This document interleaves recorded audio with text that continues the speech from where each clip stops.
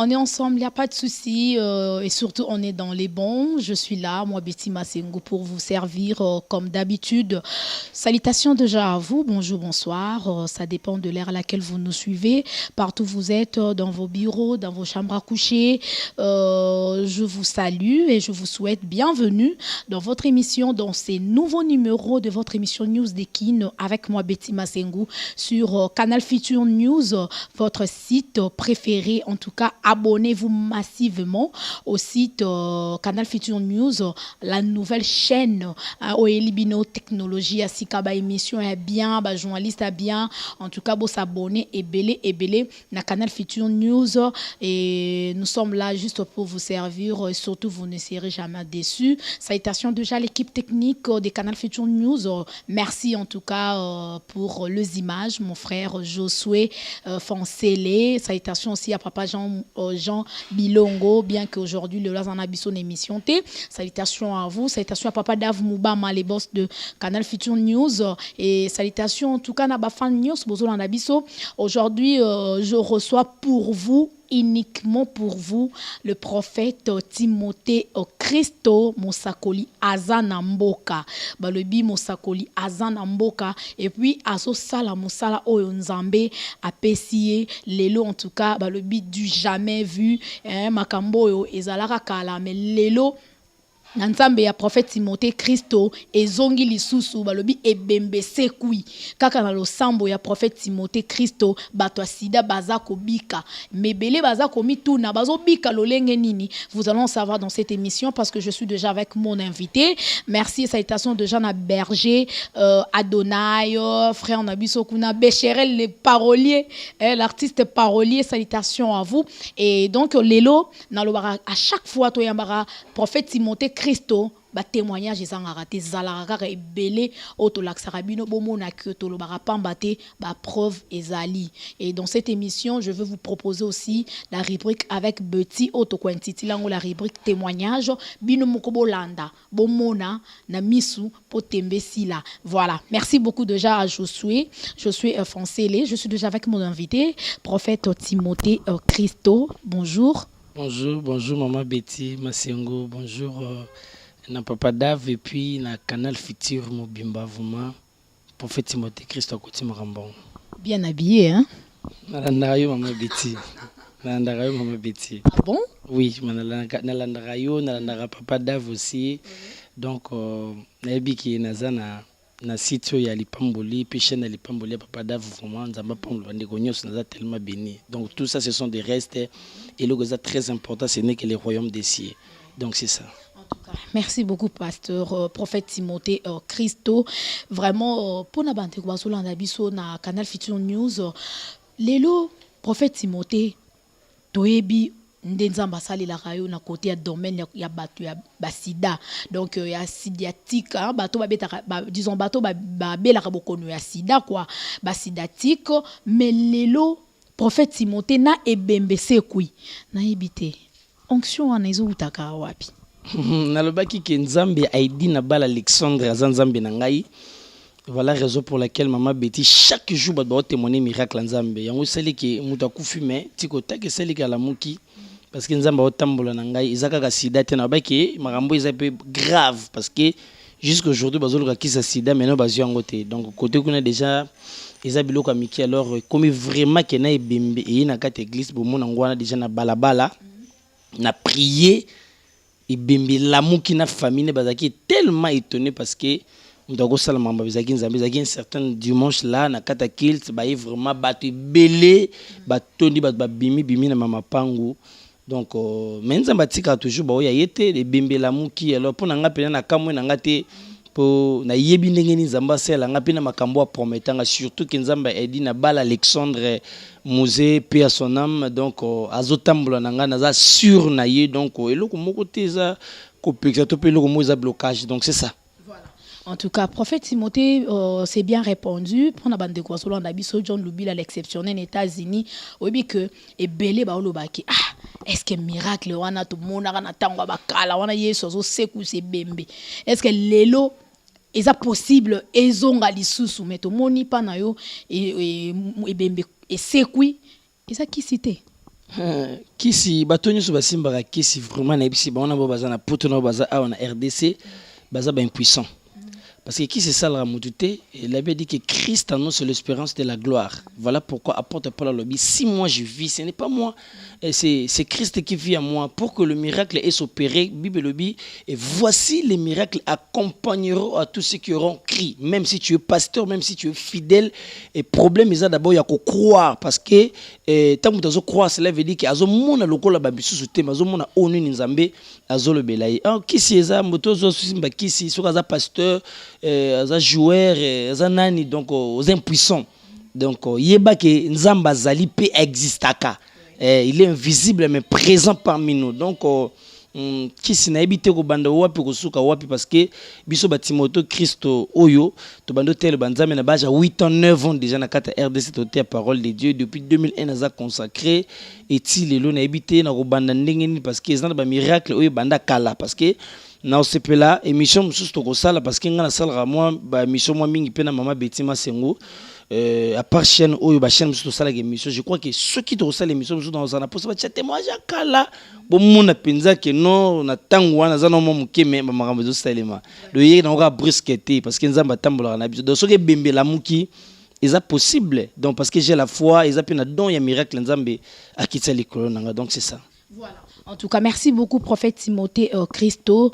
Bandeko balandara biso ba monara comment tout ça ba émission mingi na prophète Timothée bozora toujours ba série ba émission ba témoignage et voilà les lo sous to yambeli bino prophète Timothée pour que to meka un peu ko beta masolo kara ya musala oyo nzambe atakati na surtout na don wana ba miracle o lelo batu mingi banzima sous miracle te mais le miracle existe ne prophète Timothée le binzamba zali a existaka et voilà mais prophète Timothée oyebi ke batu musu balobi sida kutu baminganga bazokoka yango te bazokoka ko bikisa sida te mais comment fait-il que prophète Timothée yozo bikisa sida donc par quel moyen prophète Timothée ko bikisa sida c'est trop dire nzambe ya prophète Timothée donc nzambe bikisa sida nzela ya prophète Timothée Christo donc et ça na prière kaka na prière la veut dire que voici le miracle accompagnera tous ceux qui auront crié.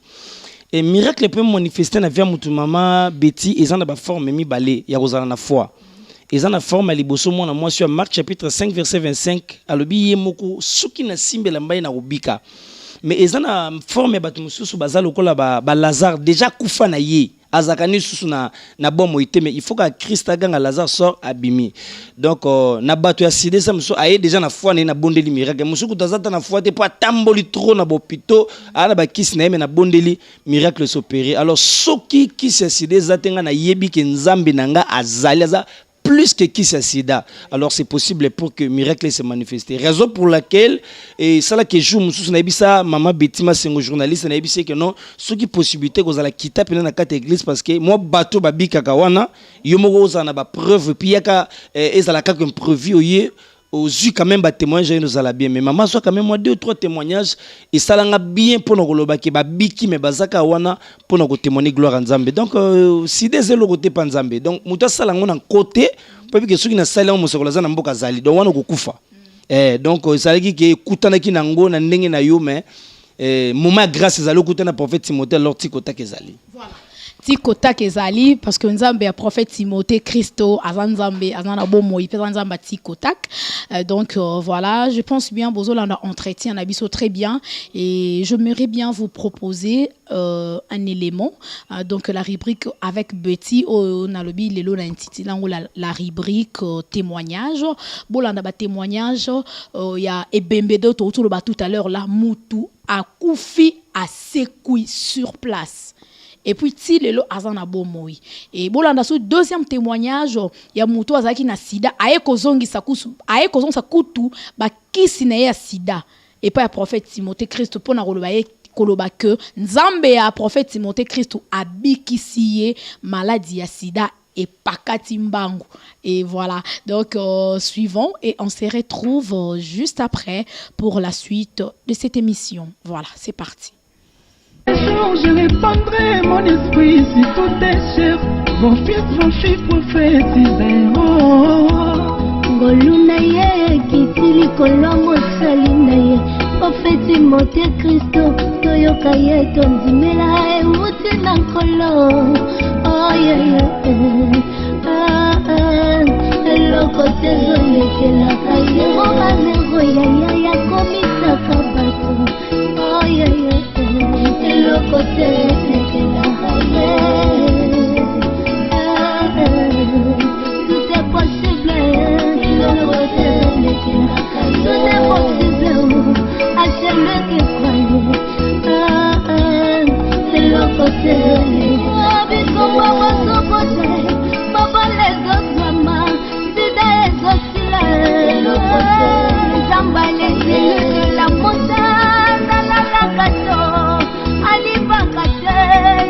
ina bomoya olongolanga pasi zamba Timote eloko te elekelaka ye possibilité jamais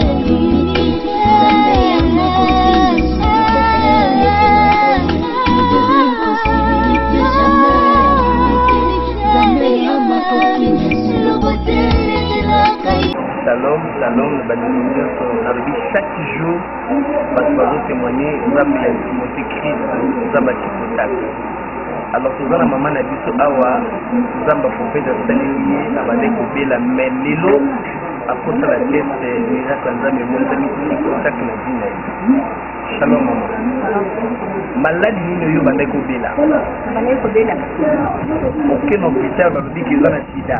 Aucun hôpital va dire ngai qui est dans la sida. Est-ce que la petite qui veut qui bandeko peut comme là? La petite va dire la c'est yango na bandeko kumela. Na melite na monisa mate yango la ye yango pantani ya Timothée. Asale linga vat ikonenga piyenga na keti na tete basali eloko moko. Na bandi tu libanda na bisi papa na sala lisi. Adina sala lisi na bisala lisi na limina ndima teza solo ya solo ya sali to le do ça le logo. No basali test deux fois mo ya sida zati. Ngala te du ngala bisala lisi to wanda kwa mbola bina opesa mbongo yo sala kanga nge na ye na sasa. Asali lisi kwa ni eloko ezati. Mais liboso to basala ki sida de famille mobimba yebaki te yo zana sida na yeba kiango bazali d'accord na yango mona ipe na omela bakisi tango zomela bakisi yabi komela kango mpona sida mais lelo kei okoseka test na sinyaka moke balobi ke sida ezati. Et voilà, merci beaucoup à Josué, Josué Foncélé. Merci mon frère pour les images. Je suis déjà de retour avec mon invité, le prophète Timothée Christo Mosakoli Azana Mboka. Je pense bien Bolandi ba image avec beaucoup d'attention parce que tolobi ka pambate bomoni ba image ndena lobaka ba image yango moko elobi na place na biso bomoni moto wana kufa ki asekwi bomoni pe moto azaki na maladie ya sida a biki aiko remettre bakis na epa ya mosali na nzambe le prophète Timothée Christo. Prophète Timothée na ebité tango zo mona ba miracle boy. Comment yo moko oza ko se sentir komona ba image ndezo défiler. Miracle disons hein.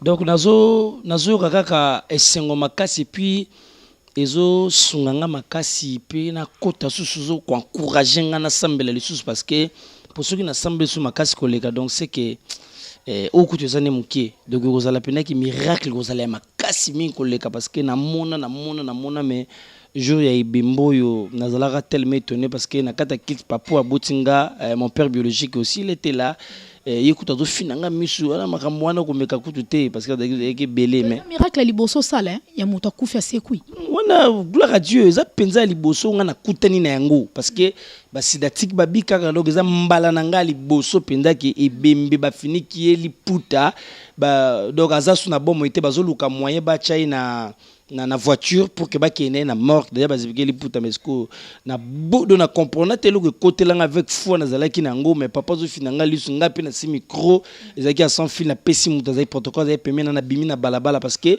nga kilts na nga wana na libanda pene église bo mona déjà ba tante wana donc nga na kata église ba chaka ba tante libanda na balabala lo ba bimi na ba veni et pour que batala événement alors au peut ba linga rapete ba bien lelo rosuka donc mambebele belé mais tant on a bondelika nzambe pour muta kosoli donc on a comme donc amona zaki no étonné ko mona ki ebimbi kosoli alors ko bombelo te mama Bettina ngana kima mais na talika kake na somo wana na se ressigir quand même pour le bagenza nzambe donc il kelinga so bien le kelinga te c'est trop dur talaka ki bimbela muki donc il kelinga mais na courage on ma pesa na pesa nzambe merci donc ezala témoignage moko marquanga ko leka ba témoignage belé ngomoni sida déjà son amonyo déjà dada po na zomona ko tutina na ngote taka ibembe petit kota ke la muki donc sida kutu na ebité so na loba nini donc sida donc na lobika maloba tana musika voilà raison pour laquelle bato bazoka numéro na ngai oyo ba benga ngai na nzela même ya mama Betty na ba chaîne mususu pour prophète Timothée qui somosakola za na mboka na Congo oyo na ebité soki mutuni na kobunga prophète Timothée qui somosakola donc so lobika za na mboka donc déjà balakisi donc c'est ça. En tout cas merci beaucoup prophète Timothée Christo donc Christo côté kutu ya bandeko na biso ba sidiatique donc bandeko ba bokono sida. Donc, n'en parlons même pas koutouana. Bon, on a un témoignage de l'émission. Nyon soto sale la rabino défilé à bandeko bazala babokonoana ya sida et sila nde ba témoignaka. Siko côté bembeza miracle liboso depuis to banosa émission na prophète Timothée to la kisayango. Même en temps de émission muso sala et les canons tiango ka katoliki se dibinongo exclusivité bon mona lolenge nzambe ya prophète Timothée Christo azo sala et bembe sekui. Prophète Timothée webi que jour en wana so ipe obetaki on batamoki ba otapaki à côté il sopate. Il sopote. Ta mona boyo beta pe prière pe calé tenge sopanga tenge sopande nzambe tuzomona yimda tindinga yi donc yepe linga pe sonité déjà marambi banda na tanga Jésus na Lazare tanga zokota na cimetière ba olanda ba bime wazo no sani do so sali ba kozwa yi do yimo tata likolo na go ça ma sonité na sala pour que kombo ngeza toujours glorifier donc jour wana donc ngaza nga mutu ba kolobo moni mais yende siko sonya makasi parce que ba biki ngana talela gaye donc ambassadeur na ngeze mutu kutu na Congo yo même na poto azana moi relation major to colonel problème ezali bengi boye major a intervenir bo siko ngana na relation ya mutu aza plus que président de la République donc cela veut dire akolinga tatika ngai que non na moi soni wana po yebike ngapina na za yi donc pour défendre comment nzamena ba façon tout na kata RDC donc yeka gande mokonzi formule suka. Voilà. En tout cas, nzambe nde mokonzi formule suka ayo rara jamais soni et puis ayo ki sarape bana na soni te ba batali la rae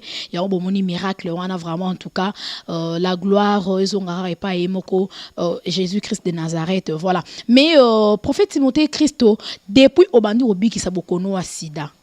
Yo moko évolution nango comment est-ce que zo mona ke to ya sida na Congo ou ailleurs et diminuer eza au mata to sida eza kokita to au mona que non ça va vraiment côté na banzo biki ça fait beaucoup de sida et ça marche mais gloire à Dieu déjà 500 personnes to bazo biki zo senti que to ezo kita déjà 500 to ezo kita mabeka ka soki batiki nzambe bazongeli kindumba ba capable ya ko rattraper ngome et déjà soki nzamba bikisi eza comment pourrais-je dire eza na mabe moko te landaka chagrin moko te landaka mutu donc mais to nango déjà na Congo déjà ndenge nazobondela ça va et puis Liban mboka États-Unis des fois Belgique France donc nazo ba témoignage de partout donc vraiment ngamoko de ma part nzamba osala pena ngolu makasi mi koleka donc so ça qui ba pesa kata privé mais ngana zo déjà privé mais le koza moko nzambe yenda do pesa ba privé na ndenge na donc c'est ça Robik Sabato sida déjà 500 personnes.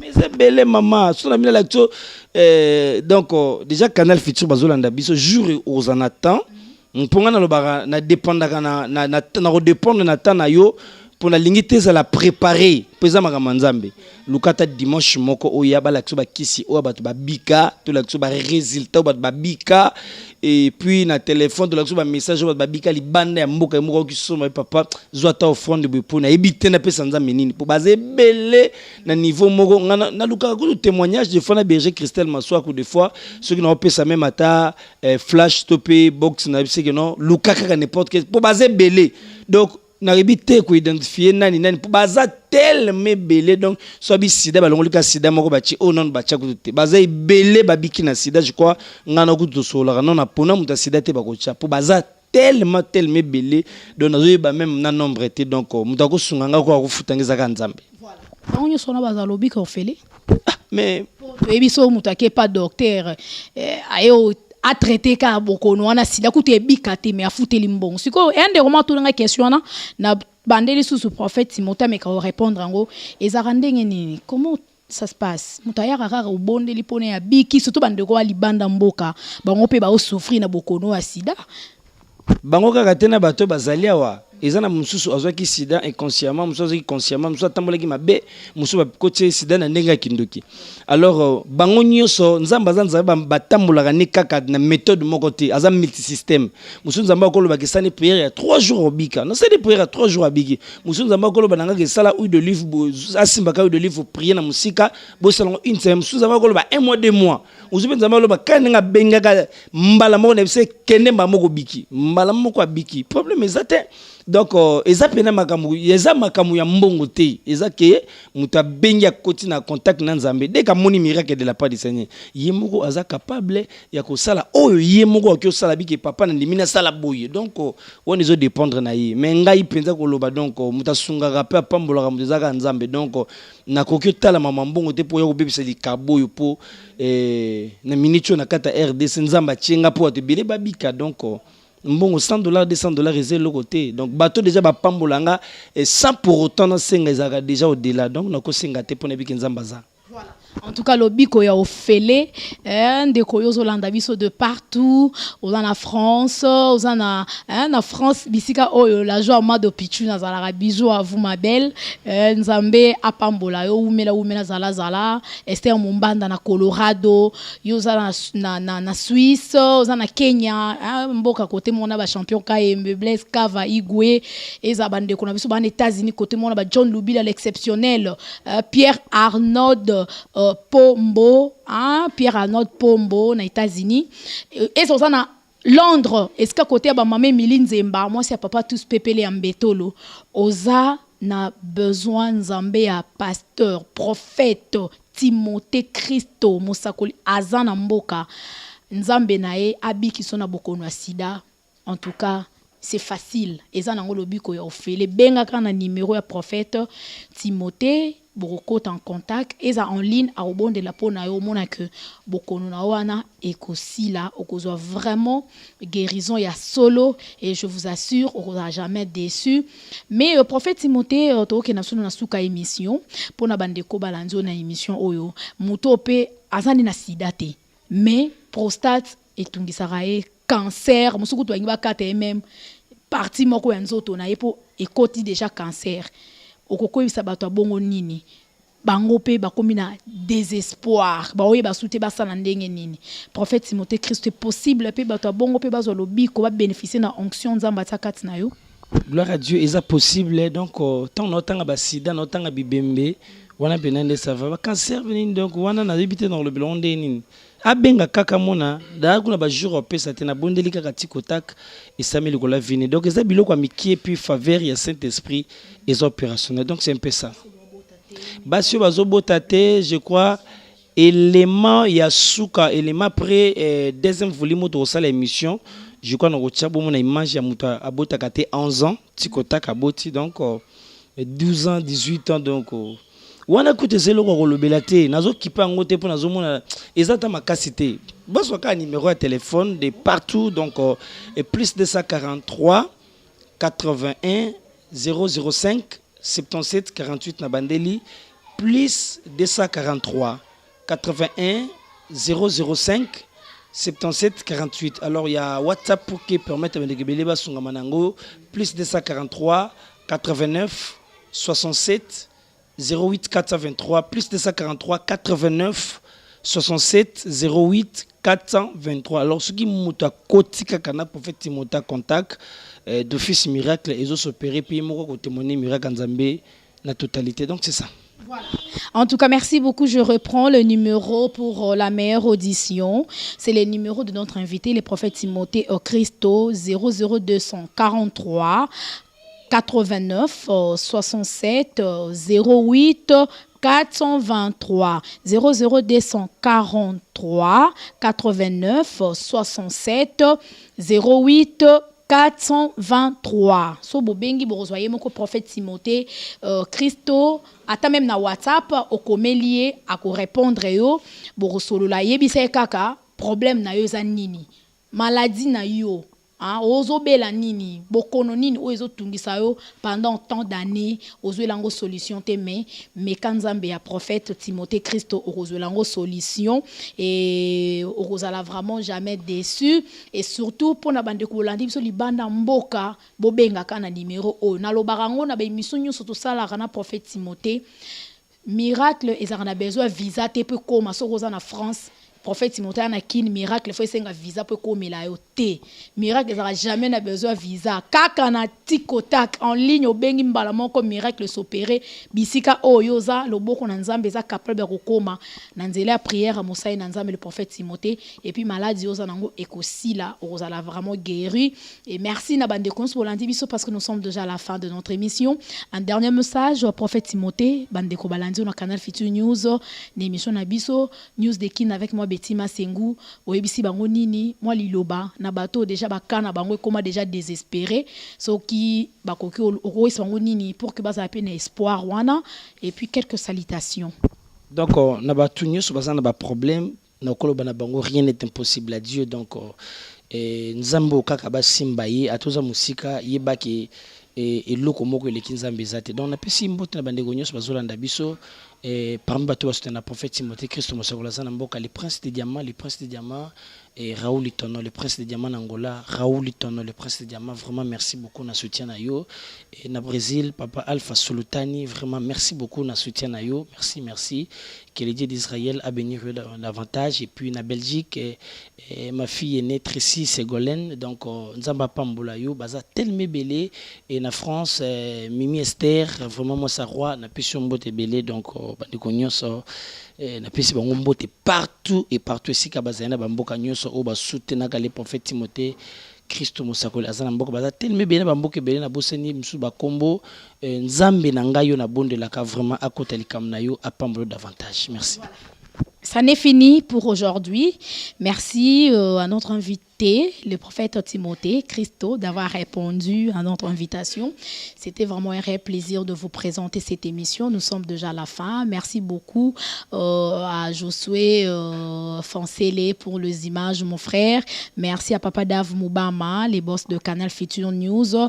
Bisous à mon bébé Joyce Davline et à ma maman chérie, maman Cathy Bakissa, à toute ma famille, Bendicap, au grand réalisateur, mon grand frère, salutations à vous et salutations en tout cas à l'église Mobimba, les élus de la montagne, puisque le prophète Timothée à Kambara, Becherel, l'artiste parolier, Berger Adonai, frère mon terre kuna yonta simba bilili donc berger Christelle Maswaku donc frère basé belé awa donc to pesi do mbote belé salutation na bino boko barara na musala ya nzambe en tout cas pour na bande ko numéro za 00243 89 67 08 423 00243 89 67 08 423 et ça peut afficher de l'autre côté bakomi prophète Timothée numéro nezawana soko bengi ozoye moko borosoana et puis nzambe nae akobi ki saona maladie oyo ozana yango. Merci na John Lubila l'exceptionnel depuis les États-Unis. Salutation à Pierre Arnaud Pombo donc wana penza master nanga na États-Unis wana Pierre Arnaud Pombo, salutations à vous quand vous êtes solo là qui ça la bien John Lubila l'exceptionnel oyanga aux États-Unis maman Miline Zemba na Londres moi c'est papa tous peuple l'embetolo la joie Mado Pichuna donc merci beaucoup ma belle na France wana pour bata France batala vraiment betima c'est mingi bo s'abonner et belé na canal Futur News. Merci beaucoup de gens na la joie Mado Pichuna SM Mumbanda na Colorado. Merci vraiment à vous tous. Nous sommes déjà à la fin. D'ici là portez-vous bien. On se retrouve déjà à la prochaine. Que Dieu vous bénisse tous. Bye.